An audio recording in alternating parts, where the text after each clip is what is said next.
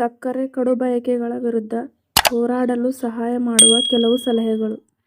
ಸಕ್ಕರೆ ಕಡುಬಯಕೆಗಳು ತೂಕ ಹೆಚ್ಚಾಗಲು ಪ್ರಮುಖ ಕಾರಣವಾಗಬಹುದು ಎಂಬುದು ನಿಜ. ಅವುಗಳನ್ನು ನಿಭಾಯಿಸಲು ಕೆಲವು ಸುಲಭವಾದ ತಂತ್ರಗಳು ಇಲ್ಲಿವೆ. ಉಪ್ಪು ಮತ್ತು ಎಲೆಕ್ಟ್ರೋಲೈಟ್ ನೀರು. ನಿರ್ಜಲೀಕರಣವು ಸಕ್ಕರೆ ಕಡುಬಯಕೆಗಳಿಗೆ ಕಾರಣವಾಗಬಹುದು. ಆದ್ದರಿಂದ ಸಾಕಷ್ಟು ನೀರು ಕುಡಿಯುವುದು ಮುಖ್ಯ.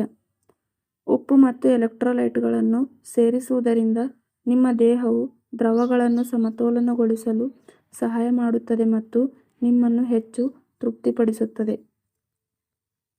ಉಪ್ಪಿನಕಾಯಿ ರಸ.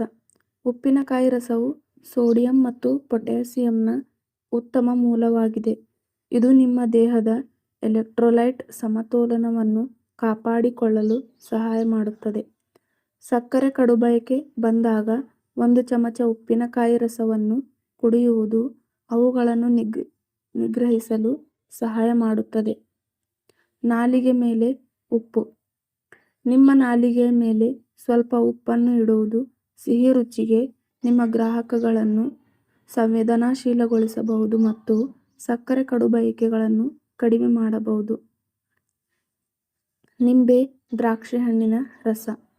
ಈ ಹಣ್ಣುಗಳು ವಿಟಮಿನ್ ಸಿ ಮತ್ತು ಖನಿಜಗಳ ಉತ್ತಮ ಮೂಲವಾಗಿದ್ದು, ಅದು ನಿಮ್ಮ ಶಕ್ತಿಯ ಮಟ್ಟವನ್ನು ಹೆಚ್ಚಿಸಲು ಮತ್ತು ಸಕ್ಕರೆ ಕಡುಬಯಕೆಗಳನ್ನು ನಿಗ್ರಹಿಸಲು ಸಹಾಯ ಮಾಡುತ್ತದೆ. 1 ಲೋಟ ನೀರಿನಲ್ಲಿ 1 ನಿಂಬೆ ಹಣ್ಣು ಅಥವಾ ದ್ರಾಕ್ಷಿ ಹಣ್ಣಿನ ರಸವನ್ನು ಹಿಂಡಿಕೊಂಡು ಕುಡಿಯಿರಿ. ಹೆಚ್ಚುವರಿ ಸಲಹೆಗಳು.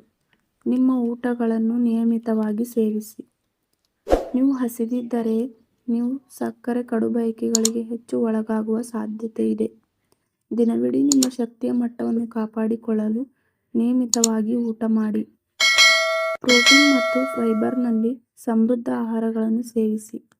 ಈ ಪೋಷಕಾಂಶಗಳು ನಿಮ್ಮನ್ನು ಹೆಚ್ಚು ಕಾಲ ತೃಪ್ತಿಪಡಿಸುತ್ತವೆ ಮತ್ತು ಸಕ್ಕರೆ ಕಡುಬಯಕೆಗಳನ್ನು ತಡೆಯಲು ಸಹಾಯ ಮಾಡುತ್ತವೆ. ನಿದ್ರೆ ಪಡೆಯಿರಿ. ನಿದ್ರೆಯ ಕೊರತೆಯ ಹಾರ್ಮೋನ್ ಅಸಮತೋಲನಕ್ಕೆ ಕಾರಣವಾಗಬಹುದು.